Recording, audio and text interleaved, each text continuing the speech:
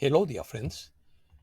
Before you ask me, I will say that I have a scratch on my forehead caused by a dry branch of a bush while I was feeding my stray kittens. Opinion piece. Longing for liberation. Ego is a false self. Rest in divine calm. Beauty so old and so new. Our true self is the absolute. Let's start. Liberation is the fundamental desire of every form of life. Enlightenment theorists speak of a longing for liberation. Longing is a desire. At the heart of human design, we find desire. It is an inherent thirst that can only be satisfied through the experience and realization of the Absolute. Buddha nature, Parabrahman, the Tao, or whatever you want to call it, according to Steve Biko. Our heart is restless until it rests in being. Goethe states of himself, in quotes, I have been exalted as one of the men most favored by fortune, but at the bottom of it all, it was not worth it. And I can say that in my 75 years of life, I have not had 4 weeks of true happiness. It has been an eternal rolling of a stone that always wanted to change its place, he said. Longing. The longing for liberation refers to a deep desire or search to be freed from limitations, suffering, bondage, or states of dissatisfaction in life. It is a deep and universal aspiration that encompasses various areas of human life and manifests itself in the search for greater freedom, fulfillment, and connection with higher aspects of existence. It can manifest itself in different aspects, such as spiritual, emotional, mental, or physical. This desire is common in various traditions, where one seeks to achieve a state of peace, plenitude, knowledge, or connection with a higher reality. The longing for liberation may be related to the idea of achieving salvation or connection with the divine. For example, in Buddhism, liberation from the cycle of suffering and rebirth is sought through the realization of nirvana. In Hinduism, moksha represents liberation from the cycle of reincarnation and union with the divine. In Western philosophy, thinkers such as Soren Kierkegaard and Friedrich Nietzsche also explored the idea of liberation in existential and moral contexts. Kierkegaard spoke of existential anguish and the search for an authentic relationship with faith and individual existence. Nietzsche, for, for his part, explored the idea of freeing oneself from the restriction in plural imposed by manipulated religion and finding authenticity and creativity in life. Nostalgia. At the bottom of the human spirit, we find the nostalgia for happiness that points to the hope of a home, of a definitive homeland. We are terrestrial, but we long for the eternal, a supreme being that we can know with certainty as the origin and the end of the universe, and as the highest good of the human being. The ego arises to satisfy our desires, and the more I want, the more I desire. From there, the I want is born, ready to give orders to the ego. This is where the problem arises that leads to conflict. We desire worldly gains, possessions, and experiences, and we awaken the ego. The God soon becomes the jailer. First of all, the ego is a false self. It is not our permanent self, which is God. It is there as long as we have material, bodily, sensory, and physical desires. He is simply our field assistant, who is there for a while to make sure the jobs we assign him are done. He's also there to protect us, to ensure our survival, and that of anything we identify with, like me and mine. But he cannot help us with spiritual development. He does not outlash our desires. Once we stop having desires, the ego becomes silent. When the ego no longer has the desire to serve, it will become silent as a result of a basic spiritual movement of turning from the world to God. The longing for liberation is only satisfied with the absolute. Worldly desires are insatiable and do not fulfill us. When we move away from our sensory, physical, and material desires and instead desire love, bliss, and other divine qualities, then the spiritual faculties within us begin to awaken. Here, the ego cannot play any commanding role. The ego has no role to play in the realms of light, and the spirit emerges as the driver of the car. If we desire only divine qualities and the source of them, we will leave the world of ego behind. The divine self emerges more and more in us, helped by our board of directors on the other side. Divine intervention. The Divine Mother, which is my preferred name for God, has decided that ascension like never before will take place. Historical is too small a word to describe it. Given their divine intent, those who continue to want to enslave their fellow human beings are on the fast track to their own expulsion with any available means of exit. Our star family will not allow either a nuclear war or a world war, so we are witnessing a lot of military theater. A nation fires failed missiles into the air. The mainstream media exaggerates the story, and other nations react with fear. Nuclear forces gather as if the threat were real. But we do not need to be at war within ourselves if we decide to be at peace. Those who focus on loving everyone around them will get through this intact if they have positive karma. What I would like to know is the divine timeline. If we desire the self, we finally swim with the current of life in the direction in which it goes. We are achieving the purpose of life.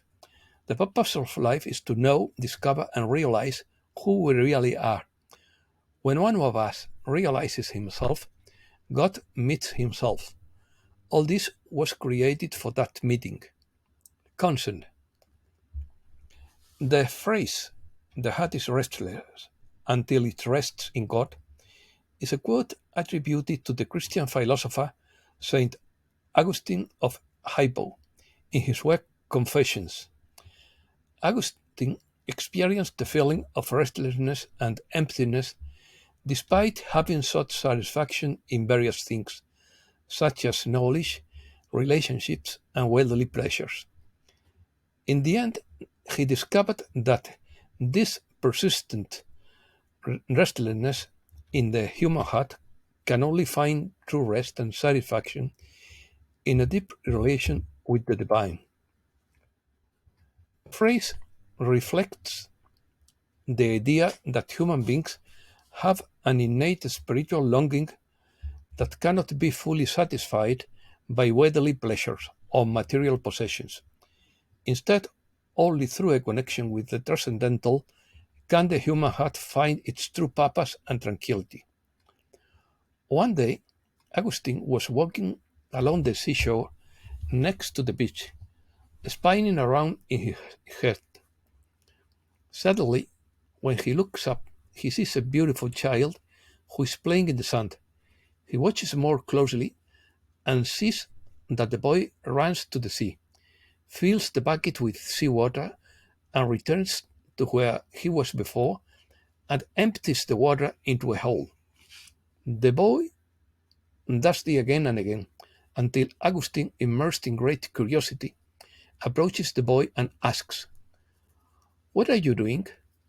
And the boy answers, "I am taking all the water out of the sea and I am going to put it in this hole. And Augustine says, but that's impossible. To which the child responded, it is more difficult for you to understand the mystery of the Holy Trinity. Close quotes. While our restless heart does not find peace until it rests in the absolute. In quotes. Lord, you have made us for yourself, and our hearts are restless until they rest in you. Late I loved you, beauty so old and so new. Late I loved you, and behold, you were within me, and I was outside, and outside I sought you, and deformed as I was. I threw myself on these beautiful things that you created. You were with me, but I was not with you. Those things kept me away from you, that, if they were not in you, you they would not exist. You called and cried, and broke my deafness. You shone and shone, and you escaped my blindness. You exhaled your perfume, and I breathed, and I sighed for you. I liked you, and I feel hungry and thirsty. You touched me, and embraced me in your peace. Close quotes. Confessions of Saint Augustine of Hippo. Opinion. Puffness said, we grow and develop. We learn about ourselves, and we know that we are not perfect, nor we will need to be. Just be assured that everyone's needs are highly tapped, and that the needs and perspectives of millions of people are behaving according to their exhausted minds and mental programming, and that's just the way things are. We are all aware that you are exhausted and feeling fragile, and not so sure that the good guys are going to win. We can assure you that all is not lost. You are all doing the best you can with the confusing and messy situations you all deal with every day. There are still things to do and steps to take before the changes can be fully implemented. White hats are very aware of the conditions, the confusing truth, and the fake news that is promoted. Everyone is doing what they need to do to remain aware and open the hope that normalcy will return. The white hats do not want their part to be projected to the public. So keep in mind that since your goal is to practice their goal, is to practice the art of war, there is no need to expose it publicly in any way. There are plans at work that will manifest at the right time and in the right way. Just stay still and continue praying. Continue to be with the flow of love and listening to the goodness of God within you and around you. The network is working, and the powers that control it are doing everything they can to regain the influence they used to have. Their efforts are much more limited than they initially expected and make it a mess. There are things going on that haven't been televised yet, and there are efforts right now to slow down the lines of communication and force people to do what they don't want. Not much can happen as long as each set is tied to noded network connections. The entire house of cards is as fragile as any you've ever played with.